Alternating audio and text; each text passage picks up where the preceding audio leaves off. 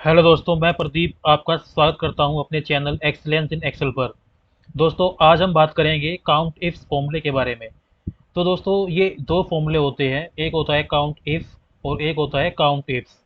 तो जो count if होता है वो अगर आपको किसी पर्टिकुलर सिर्फ एक ही कंडीशन के अकॉर्डिंग आपको कुछ भी काउंट करना हो तो वहाँ पर यूज़ होता है काउंट इफ।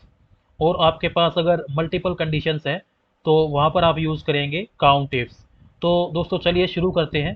तो मेरे पास ये एक सैम्पल डेटा है जिसमें कुछ आइटम्स की रीजन वाइज और रिप्रेजेंटेटिव वाइज सेल्स दी गई है। ठीक है, और जैसे यहाँ पर एक मैंने छोटी टेबल बना रखी है। ठीक है, तो हमें रीजन और रिप्रेजेंटेटिव वाइज कितनी यूनिट सोल्ड हुई है ये निकालनी है। तो जैसे आपको मैं पहले काउंट इफ बता देता हूँ कि मान लीजिए आपको सिर्फ रीजन वाइज देखना है कि जैसे वेस्ट रीजन में कितनी सेल हुई है। तो आप सिंपल से यहाँ पर इक्वल टू करेंगे काउंट इफ। ठीक है, ये आपका इसका क्राइटेरिया होता है रेंज और क्राइटेरिया।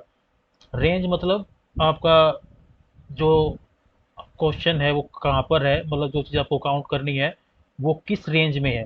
तो जैसे हमें रीजन देखना है तो रीजन की हमें यहाँ से रेंज लेनी होगी, कंट्रोल शिफ्ट डाउन एरो से नीचे तक जाएंगे और लॉक करेंगे इसको F4 से। ठीक है, और उसके बाद आएगा क्राइटेरिया।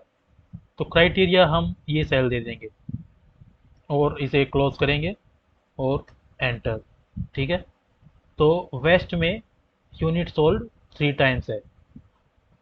ठीक है, आप इसको नीचे ड्रैग करिए और कंट्रोल डी करेंगे तो आपका ये काउंट इफ आ जाएगा।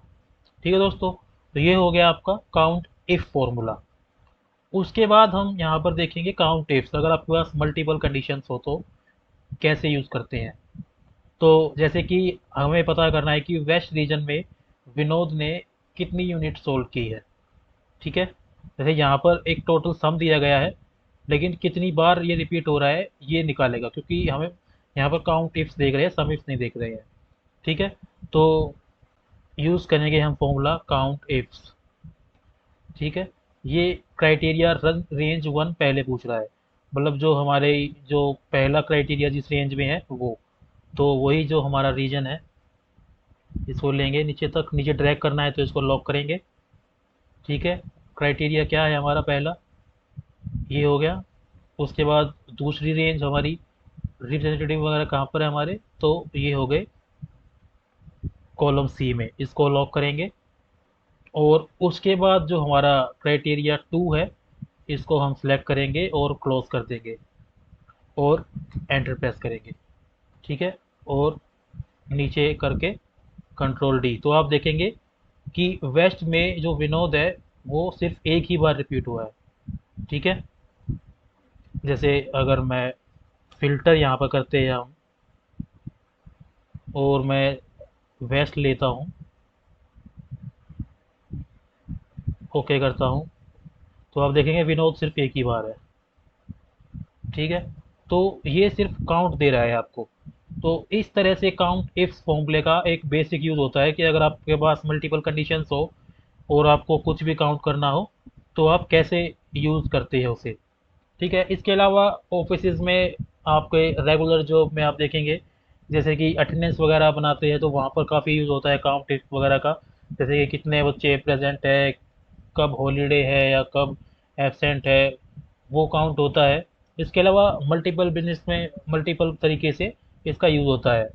और इसका एक काफ़ी एक ट्रिकी थोड़ा होता है जब हम डेट्स के बीच काउंट करते हैं।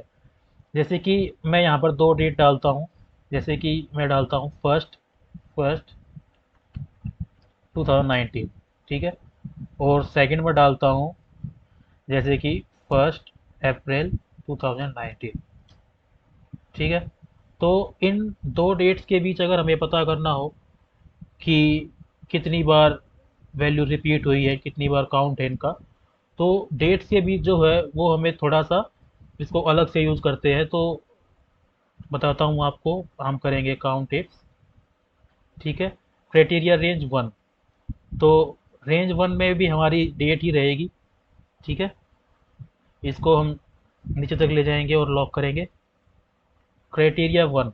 तो क्राइटेरिया वन में जैसे हम दोनों डेट्स के बीच की वैल्यूज़ पता करनी है कितनी वैल्यूज़ है इसमें, तो हम यहाँ पर डबल कोट्स करेंगे और करेंगे ग्रेटर देन और इक्वल टू, ठीक है। और फिर दोबारा कोट्स लगाएंगे और एंड परसेंट लगाएंगे। उसके बाद हम देंगे अपनी पहली डेट, ठीक है। और उसके बाद कोमा करेंगे criteria range two. Criteria range two में हमें दूसरी डेट चाहिए तो हमारा क्राइटेरिया सेम रहेगा और इसे लॉक कर देंगे।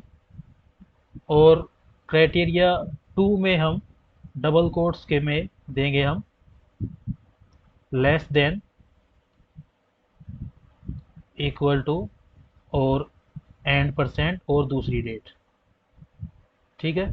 और इसे हम क्लोज कर देंगे और एंटर प्रेस करेंगे तो आप देखेंगे कि इसकी वैल्यू आई है 5। तो अब आप देखेंगे जब, तो जैन से अप्रैल तक जो वैल्यू काउंट है वो टोटल 5 तक है, ठीक है। अगर हम यहाँ पर मई कर देते हैं, जैसे कि यहाँ पर मैं मई कर देता हूँ और यहाँ पर 31 कर देता हूँ, तो ये 7 देगा। तो इस तरह से आप किन्हीं भी दो डेट्स के बीच का अगर कुछ भी काउंट्स निकालना है तो आप इस तरह से निकाल सकते हैं। तो दोस्तों इस वीडियो में इतना ही। बाकी मैं एक फ्यूचर में एक वीडियो बनाऊंगा जिसमें हम कुछ इंटरव्यू में जो क्वेश्चन पूछे जाते हैं काउंट इफ से रिलेटेड उसके बारे में हम बात करेंगे। क्योंकि ये आप किसी भी लाइन में जाओगे, हमारी जो डेटा की लाइन होती है, आपको इस तरह का क्वेश्चन जरूर आएगा कि जहाँ पर आपको काउंट टिप्स के बारे में पूछा जाएगा, क्योंकि ये एक नॉर्मल सी चीज़ होती है जो हर एक जगह रिक्वायर्ड होती है। तो ठीक है दोस्तों, अगली वीडियो में मिलते हैं। Thank you.